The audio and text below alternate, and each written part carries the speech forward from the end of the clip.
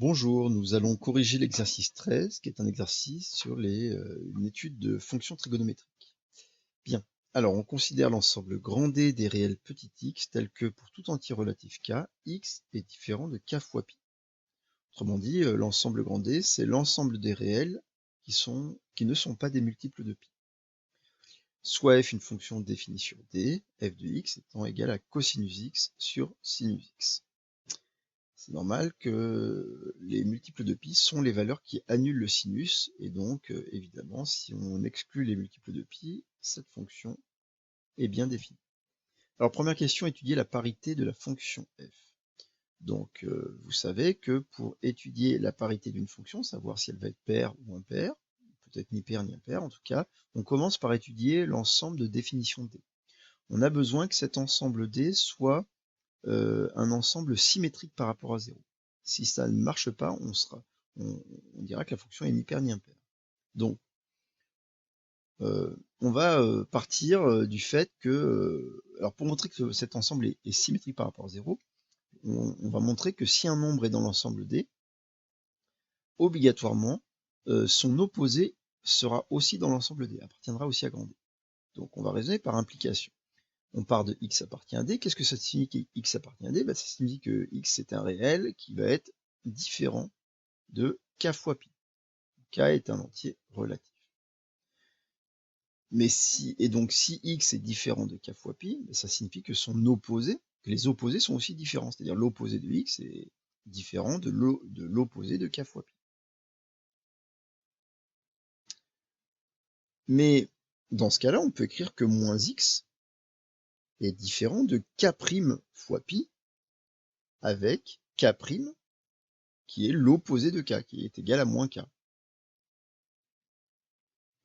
Mais dans ce cas-là, finalement, on vient de dire que dans ce cas-là, moins x, c'est différent d'un multiple de pi, où k', c'est un entier relatif, et ça prouve que moins x appartient donc à l'ensemble grand D. Donc on vient de démontrer que si x est dans l'ensemble grand D, son opposé l'est aussi. Ça prouve que grand D est symétrique par rapport à 0.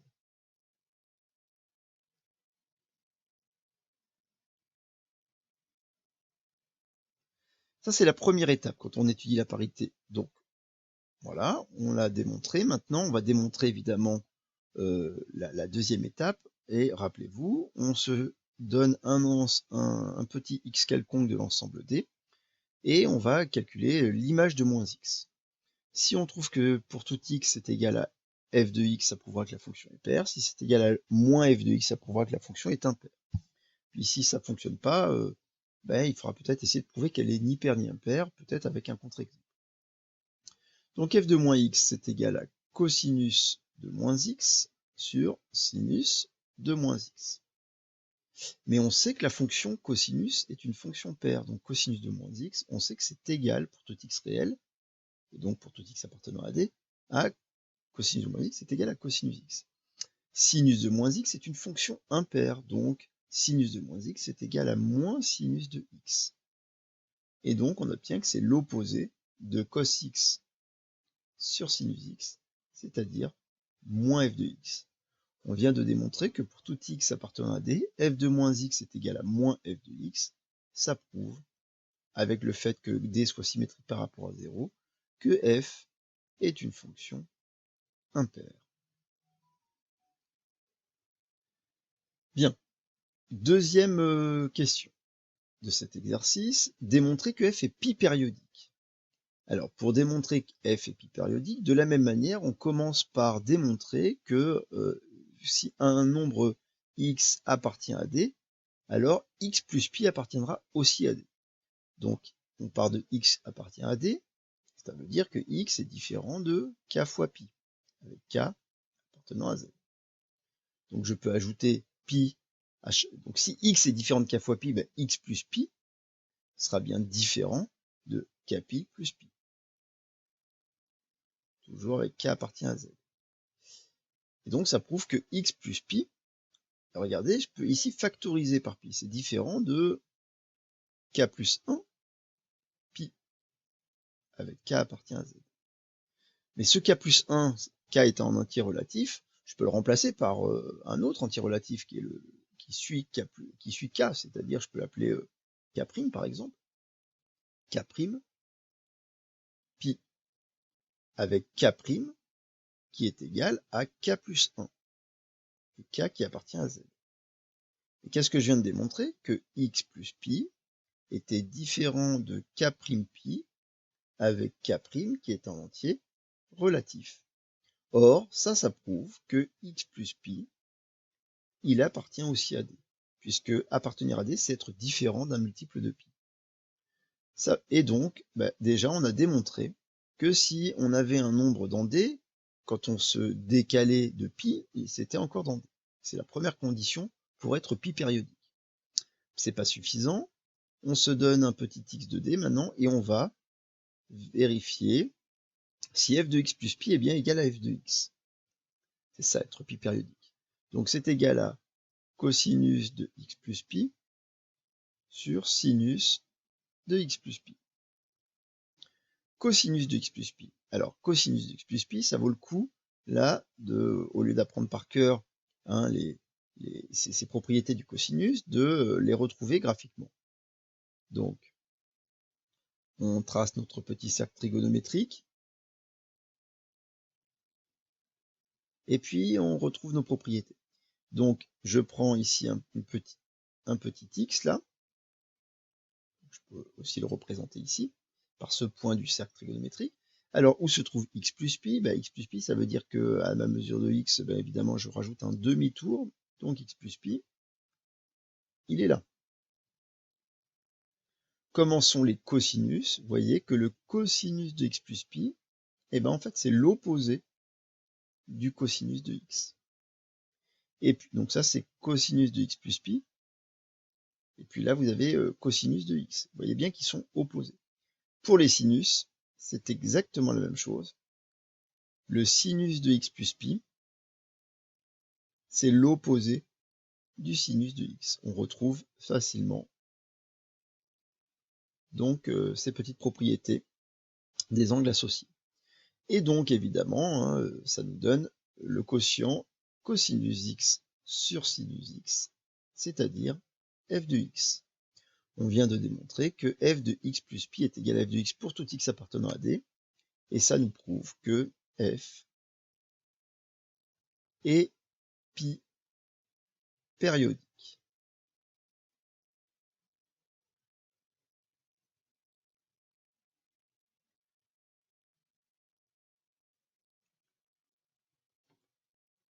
Donc, question suivante. Maintenant, on a deux informations. On sait qu'elle est impaire et qu'elle est pi périodique. Alors, un petit mot quand même sur le fait qu'elle soit impaire et pi périodique. Le fait qu'elle soit pi périodique, ça veut dire qu'on peut restreindre. Enfin, le fait qu'elle soit impaire, ça veut dire qu'on peut restreindre notre intervalle d'étude au positif. On peut étudier par exemple que sur les positifs, on saura ce qui se passe sur les négatifs par symétrie, puisque la fonction est impaire, la courbe va être symétrique par rapport à l'origine du repère. Et de même, puisqu'elle est pi périodique, il suffit de restreindre l'intervalle d'étude à un intervalle d'amplitude pi. Par exemple, on peut étudier sur 0 pi, et si on fait l'étude sur 0 pi, on pourra en déduire évidemment sur R. Mais on peut aussi réduire encore un peu plus, parce que si je choisis un intervalle centré en 0, mais d'amplitude pi, par exemple, moins pi sur 2, pi sur 2. Moins pi sur 2, pi sur 2, c'est un intervalle d'amplitude pi, donc je peux très bien. Et si le fait qu'elle soit impaire, je peux aussi regarder que sur les positifs, et donc j'arrive à un intervalle sur l'intervalle 0 pi sur 2, et vous voyez que ce sera la question 4 où on étudiera les variations de f, qui sera suffisant pour pouvoir en déduire après toute la représentation graphique de f. Alors, commençons d'abord par petit 3. Donc on admet, on vous dit que les fonctions cosinus et sinus sont dérivables sur R. La dérivée de sinus, c'est cosinus. La dérivée de cosinus est égale à moins sinus. Montrer que f est dérivable sur 0 pi. Et pour tout x appartenant à 0π, f' de x est égal à moins 1 sur sinus x carré. Donc commençons par parler de la dérivabilité de f. F, c'est un quotient de deux fonctions dérivables.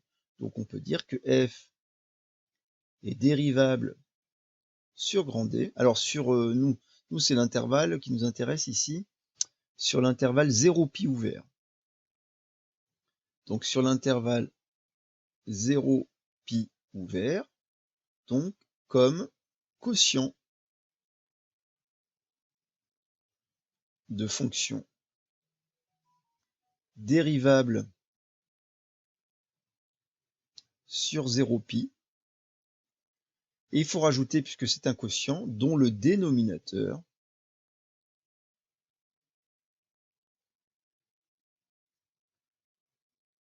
ne s'annule pas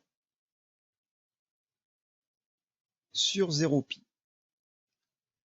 Bien. Quel que soit x appartenant à 0π, calculons donc f' de x. Alors f' de x, puisque c'est un quotient, donc c'est égal au cosinus sur le sinus, on va utiliser évidemment la dérivée de u sur v. On rappelle que la dérivée de u sur v, c'est u'v moins uv' sur v carré.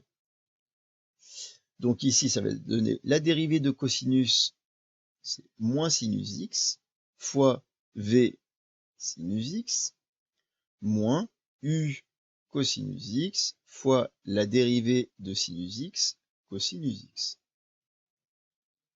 Le tout sur v carré, c'est-à-dire sur sinus x au carré. Donc, ça nous fait moins sinus carré x moins cosinus carré x sur sinus carré x. Hein, rappelez-vous de l'écriture simplifiée sans les parenthèses, hein, sinus x le tout au carré, on peut l'écrire sinus carré x, c'est une écriture. Ici, je peux l'écrire que c'est moins, donc cos carré x plus sinus carré x, ou sinus carré x plus cos carré x. Regardez, si je ici mets le petit moins là devant, comme ça.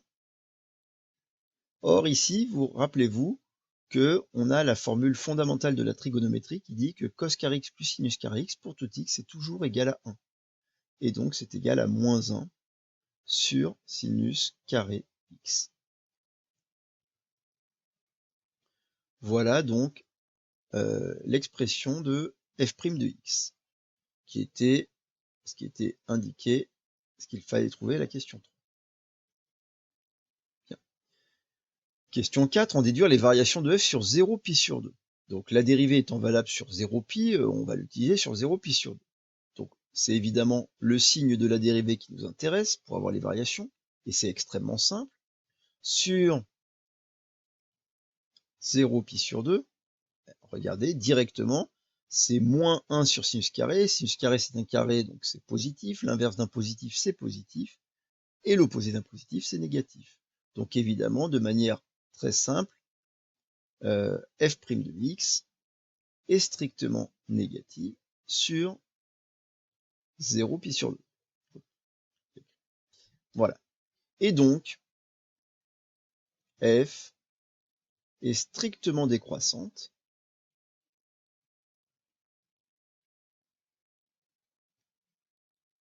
sur 0π sur 2.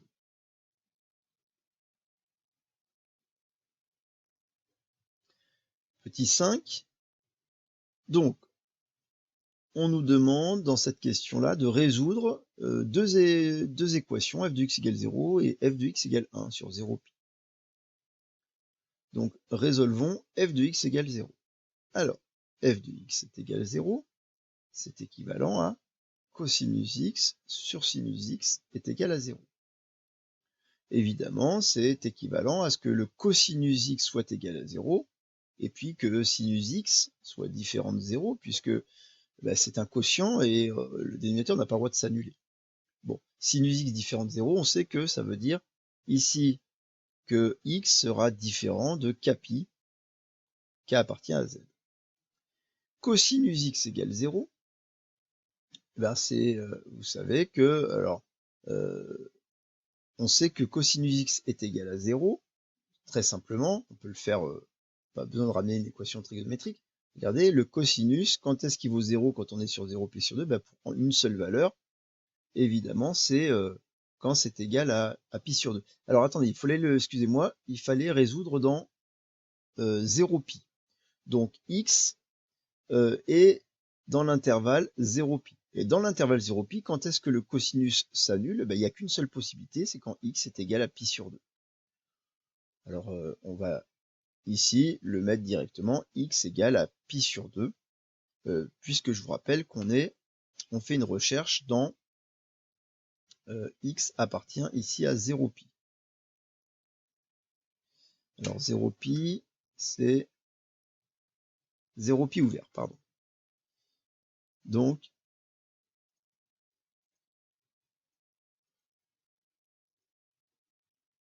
le fait qu'on soit dans x à 0 pi, évidemment, on n'a qu'une seule possibilité. On vérifie évidemment que ça respecte aussi la deuxième condition, c'est-à-dire que x soit différent de k pi. Ah oui, pi sur 2, ce n'est pas un multiple de pi, donc pas de problème. Et donc, on écrit l'ensemble solution. L'ensemble solution dans 0 pi de notre équation, il n'y a qu'une seule solution, c'est pi sur 2.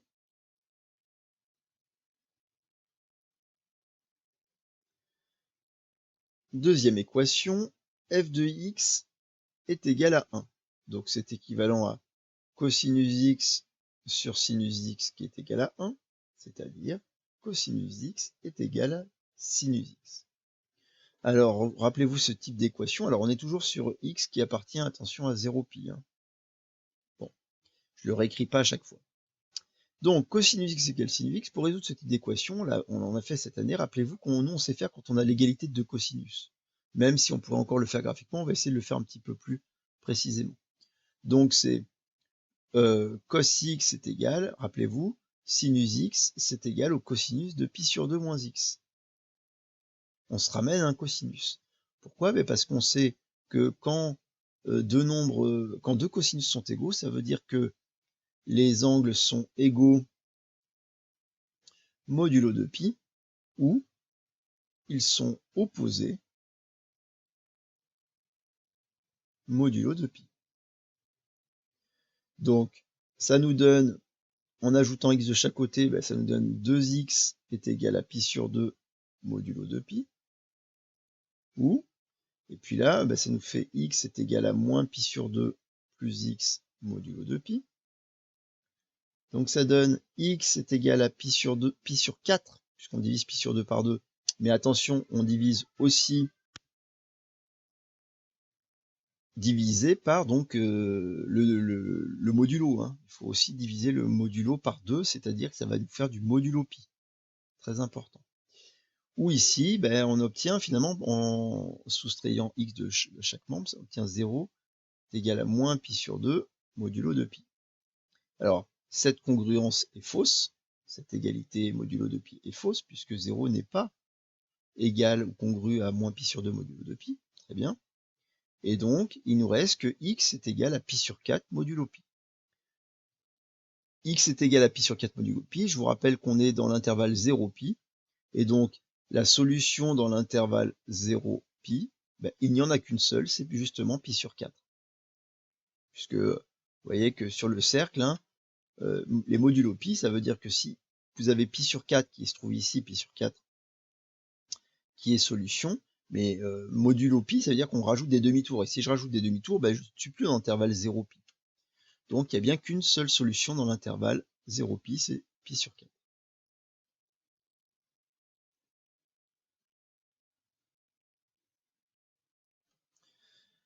Dernière question, question 6. Donc on nous demande de représenter graphiquement la fonction f dans l'intervalle moins pi 0, union 0 pi. Alors, on va résumer un petit peu ce que l'on sait. Se placer donc dans un repère. Que sait-on? Alors, on sait que ici, donc moins pi 0, donc moins pi 0 pi. Et nous, pour l'instant, on a fait l'étude entre 0 et pi sur 2. On sait que sur l'intervalle 0 pi sur 2, la fonction est strictement décroissante. On sait aussi qu'elle n'est pas définie en 0, puisque 0 est un multiple de pi, donc ça veut dire que 0 est une valeur interdite. Pi d'ailleurs est une valeur interdite aussi, hein, donc voilà, et moins pi aussi. On sait de plus que on sait quand est-ce que f de x est égal à 0, c'est quand x égale pi sur 2, et c'est la seule valeur, donc on a un point ici. Ce point-là, il appartient à la courbe CF. On sait quand est-ce que c'est égal à 1 aussi, c'est en pi sur 4. Donc en pi sur 4, bah, c'est égal, ici ça nous donne le point, un point de la courbe, et c'est le seul pour lequel c'est pi sur 4. Donc on a ces deux points-là. On sait que la fonction est strictement décroissante, donc on peut imaginer qu'on a ici quelque chose qui ressemble à ça. Alors, je la tracerai après avec le logiciel plus précisément parce que ça reste difficile directement comme ça sur l'ordinateur, mais on va avoir ici, ouais, c'est pas très joli, donc quelque chose comme ça là, voilà. Et ben, pour l'instant, c'est à peu près tout. On sait maintenant, par contre, que la fonction, elle est impaire. Le fait qu'elle soit impaire, ça veut dire qu'il y a une symétrie par rapport à l'origine. Et donc, j'aurais pu tracer un petit peu mon repère ici, là. Voilà.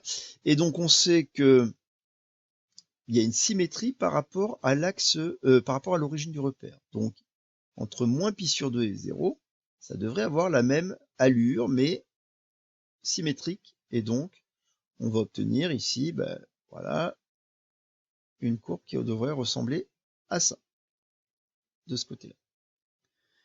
Et ensuite, on sait qu'il y a la fonction est pi périodique. Autrement dit, en se décalant de pi, c'est-à-dire de moins pi sur 2, si je me décale de pi, je devrais avoir exactement la même allure. Autrement dit, ma courbe, elle doit ressembler sûrement à quelque chose comme ça. Et puis ici, de la même manière, sur la partie entre moins pi sur 2 et pi sur 2, elle doit avoir la même allure que sur 0 pi sur 2. Elle est invariante par translation. Donc ça devrait ressembler globalement à ça. Et puis on sait qu'après, ben, on peut se décaler, évidemment, sur la droite ou sur la gauche, et ce sera toujours la même allure. Alors on va tracer cette courbe dans un logiciel pour vérifier que ça marche bien. Vous pouvez le faire sur vos calculatrices. Donc j'utilise GeoGebra. Alors f de x, hop. Voilà, donc f de x qui est égal à cosinus de x, donc divisé par sinus de x. Et voilà la courbe de la fonction, et vous voyez que c'est bien exactement, on reconnaît exactement la forme qu'on avait retrouvée quand on avait fait l'étude sur l'intervalle moins pi, pi. Donc, ce qu'il faut retenir, c'est que à chaque fois qu'on a des fonctions, des études de fonctions à faire, on s'intéresse à la parité, la périodicité, parce que ça permet de restreindre l'intervalle d'étude.